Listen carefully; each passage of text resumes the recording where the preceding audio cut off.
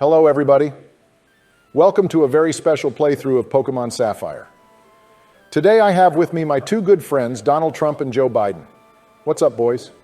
Good evening, boyos. Yo, what's up, guys? It's your boy, Joey McLoey. Okay then. We are going to be attempting a randomized Nuzlocke of Pokemon Sapphire. Standard Nuzlocke rules. We can only catch one Pokemon per route. If a Pokemon faints, it dies, and we have to nickname all of our Pokemon. Furthermore, we won't be using items in battle. We can still use revives, though, right? Off to your usual sleepy start, Joe. I can already tell if anyone is killing this run, it's going to be you. Boys, quiet down. In terms of what's been randomized, we have wild encounters, held items, field items, abilities, base stats, movesets, HM compatibility, and evolutions. To save us some time grinding, the level of all trainer Pokemon has been lowered by 20%, and wild Pokemon are boosted by 20%. This is so when we catch something, it's usable immediately, and so we don't have to grind at Victory Road, as Ruby and Sapphire are notorious for their level jumps. Gyms are type-themed, and important trainers such as rivals and gym leaders have one extra Pokemon. Sound good? Hell yeah, let's get this run going. All right, ready when you are. Perfect. I'll play for this episode, and we will take turns going forward. I'll put the battle style to set, and is there any particular border you guys want? Ooh, I like the rainbow one. Well, honestly, not a bad choice, Joe. What about the blocky one? It reminds me of my staple combo piece, Block Dragon. Hashtag free blocky on Twitter. Donnie, stop it right now. Already starting with some hot topics, I see. I'm going to pick the Cloud Altaria 1. It's not too fancy, but not entirely plain either. Ooh, the things I would let an Altaria do to me. Joe, you too. Stop it, please. Okay, we need a name. Anybody got any suggestions? Ha! That's easy, Barack. USA, to celebrate our love for this magnificent country. USA? What does that stand for? Fucking hell, Joe. This is why we worry about you. That's the name of the goddamn country you're ruling over, you fucking idiot. Huh. Oh, yeah. I vaguely remember something like that. Well, this doesn't bode well for our journey. Say, Joe, what's your Pokemon knowledge at anyway? I'm not gonna lie, Barack. I'll be impressed if he even remembers the type chart. I'm okay up to this gen, I guess. Was more of a red and blue guy, you know? Fair enough, Joe. Donnie, what about yourself? While I haven't played all of the main titles, I have been known to ladder OU on Pokemon Showdown throughout the years. I could tell you all about the Weather Wars, the Megas, the Z moves, Land or Us, Stealth Rocks, anything and everything, baby. That's great, but have you ever played Sapphire? Not a fucking hope I would ever willingly play this piece of shit. Game Boy is mid and cheap, the graphics are garbage, there's no fun battle mechanic, trumpets are ear-aching, and box art legendaries are stupid as hell. This game fucking blows, and the only reason I'm giving it a shot is because you two will be playing the other thirds of it, and it's randomized. Jesus Christ, what the riggedy fuck was that about? You could have just said no, Donald. All right, boys, it's starter time. Can you pick Charmander for me, Barack?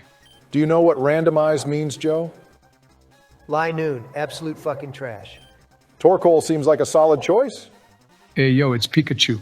I'm going to pick the Fire Turtle. Any objections? I wouldn't actually mind Torkoal. As you said, he's solid and should be dependable, unlike Dementia Joe over here. Oh, no, wait, that's Pikachu. For fuck's sake, Joe. You sound like every typical mother who points at any given Pokemon and calls it Pikachu. Abra and Sandshrew were in red and blue, so there's no excuse with them. Run away. You hate to see it. Decent stat spread and moves. You know what? Early game this can put in work. Personally, I value Pokemon in a randomizer to have high attack stats. Not that I have done many Nuzlocks, but what is the point in having a stall team with no wall breakers when the chance for learning a decent move compatible with your stats is unlikely? If we roll a 200 attack Crawdaunt, but he only learns special moves, what's the point? I have to agree with Donnie on that. Big attack number means better chance of winning. Damage is the only way forward. Before I give my 2 cents, I'm going to nickname this Torkoal after the Smoke Master Snoop Dogg. Oh shit, it's the gloomy Blunt Blaster himself. Oh fuck, not the dank weed wizard. Yo, you motherfuckers are all cute trying to throw me for a loop. Ascended Sensei, what are you talking about? I see that my fucking Torkoal is a girl. She like life. It ain't shit but a fat vagina. Pretty sure those aren't your bars, Mongo Tree Blazer. Yeah, whatever, man. Listen, all I'm saying is you calling me a bitch or what? Young Snoopy, we would never call you a bitch, homie. On God, you are G-Dog and the #1 reef blower we know. Huh. All right, we cool. Keep it blazing. Wow, I was just trying to pay respects to a brother. Anyway, back to the topic at hand. I think the most optimal way to approach a run like this is high defenses. I don't mean full-on stall tactics, but the best defense is the best offense. When going out into a crazy randomized world such as this, you really don't know what could come your way. You may get embered by a barboach. You might get thundered by a Raikou. That's, of course, the beauty of it all. But in my opinion, it's valuable to have your Mons be able to live more hits to scout out your opponent and counter them accordingly. I know at lower levels like this, it doesn't matter. We could really mash the A button and we should be safe. But in the end game, the room for errors and damage rolls can be run-ending. I see what you're saying, Barack. You know me, I love building walls, but pure strength is too valuable in a match. If I can outspeed and kill my opponent before they retaliate, then it doesn't matter how offensive or defensive they are. Preach it, Donnie. Although, again, I have to say I do love inflicting status ailments on the opponent. Joe, you'd rather use Spore on an S-Peon with magic bounce so your old ass could fall asleep again. Speaking of sleep, look, Donnie, it's you, the chunky sloth Pokemon. Oh, shit. Watch out, Barack. Slack King without the Truant ability is a real threat At plus to our 2 team. defense, if Vital Throw does that much damage to a 670 base stat total Pokemon. Even if he lowers my attack, 2 more Vital Throws is guaranteed to KO from this range.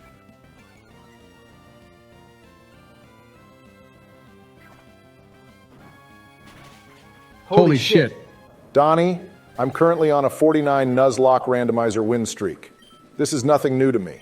I've got the plays laid out in my head like a scriptwriter, so I suggest you sit back and enjoy the show. That was kind of bars, Barack. Why, thank you, Joe. Snoop is trying to learn Smog? Yeah, the purple gigantic Gange is going straight to his head. It's not ideal and its low accuracy is frustrating, but at the moment it's extra coverage and definitely better than camouflage.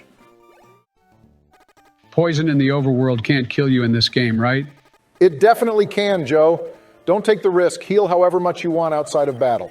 Speaking from experience, there's nothing more heartbreaking than losing a Mon to such a controllable factor. All right, time to battle our hottest rival in the series, May. Barack, can we have a personal ban that Joe is not allowed to play the game when our rival or any other underage girls are nearby? Why stop at underage girls, Donald? Hey, look, she has that trash lie noon you were dissing earlier, Donald. I hope it kicks your ass down the line.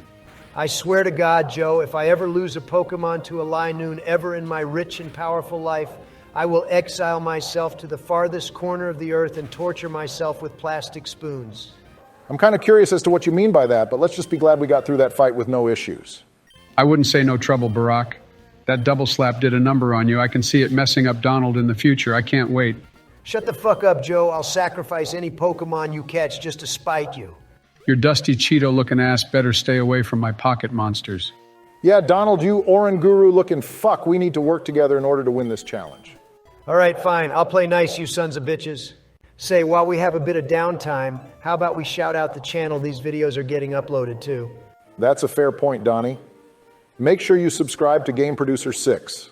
This is literally costing him time and money to run this series, so be sure to like and support the video. Wait, you guys are getting paid for this? We are mainly getting paid because we have to put up with your bullshit, Joe. Ignore those 2 ass clowns. We will try and incorporate some sort of comment question to each video for the shits and giggles. If you've made it this far in the video, comment down below your favorite Pokemon and why. Personally, I love Garchomp. He is a beast and one of the greatest designed monsters in the series. I love Braviary, the icon of America. Enough said. Gardevoir is the finest piece of ass I think I've ever seen on Joe, the internet. Let's shut the hell up for 2 seconds while we grab our first encounter of this run. A seahorse. Delicious. A bit sus there, Donnie. Horsey doesn't evolve until level 32, so it might be a bit of dead weight for a while until it starts picking up the pace mid-game. What the flippity fuck, Joe? Was that a detailed analysis and cautious professional play coming from you? I tried evolving a Horsey into a Kingdra back in the day. It caused me great pain. I will never forget those sleepless nights. Oh, I'm genuinely sorry to hear that, Joe. What was the problem? Well, I was playing red and blue. I leveled it up to 92 before running my Game Boy over in my sunroof Cadillac. Oh, what the fuck, Joe? I'm just going to name it Save Me. Was Save the Seahorses ever a movement? Yeah, it obviously didn't work, though. My tires pierced that chunky Game Boy color into the next century.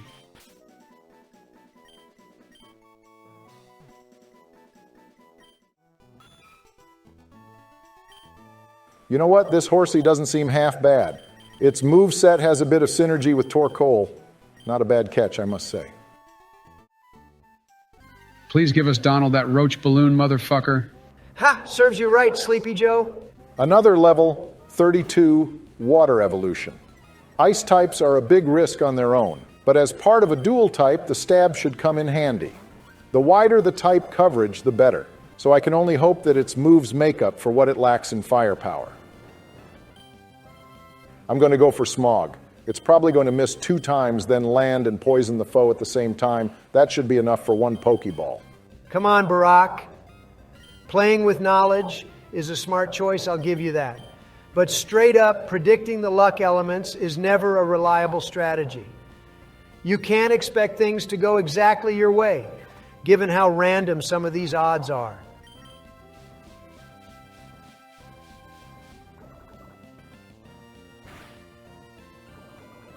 Wait a minute, Donnie, let him cook.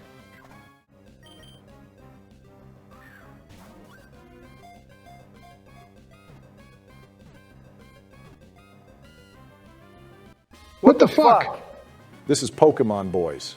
If there's one thing you can count on, it's luck messing with you one way or another.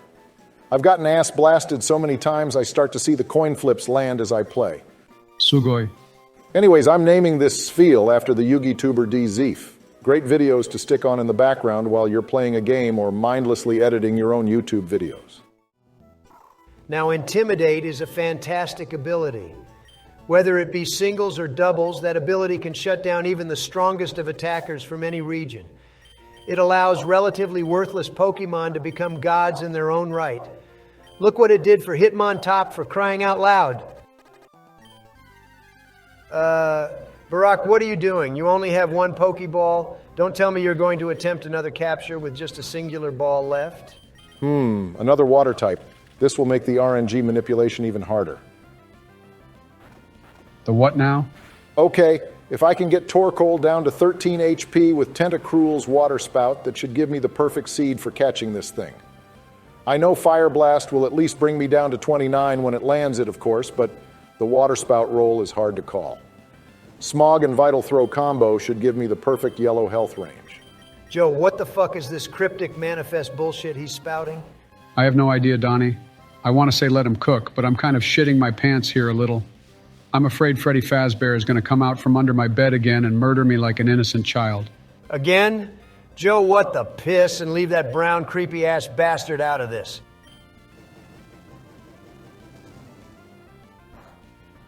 $29.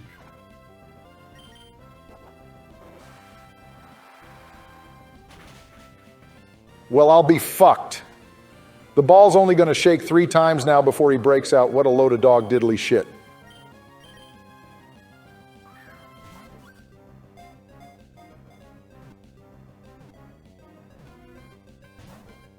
What the fuck? Donnie, did you see that voodoo sorcery shit? Are we even on the same page as this guy? Joe, that was the most insane fucking call out I've heard in my life. He's 9 steps ahead of us. We are fucking amateurs compared to this pro. We need to seriously focus and step up our shit if we want to compete with this kind of mastery. Well, folks, I hope no one wanted a Tentacruel because that bitch is dead and gone. I'm going to go buy Pokeballs and wrap it up. Any last words? Well, let me just say it was an honor to be here, gentlemen. I enjoy playing these kind of games with you guys, and let's hope that this adventure is a success the whole way through. I promise that I, Donald Trump Ketchum, will play to the best of my ability, no matter what kind of obstacle is thrown my way. Same here. I promise that I will give this game my all. I'm going to peek all of my chews and squirt all of my turtles. Joe, don't say that. I've got a bit of studying to do, but I'll come back with a fresh mind. Fire beats grass, grass beats water, and, water beats flying? All right, folks. Don't forget to like, comment, and subscribe for more videos such as this. We will see you in part 2, where we'll continue our journey and hopefully make it to the Rustboro Gym. Until then, peace out.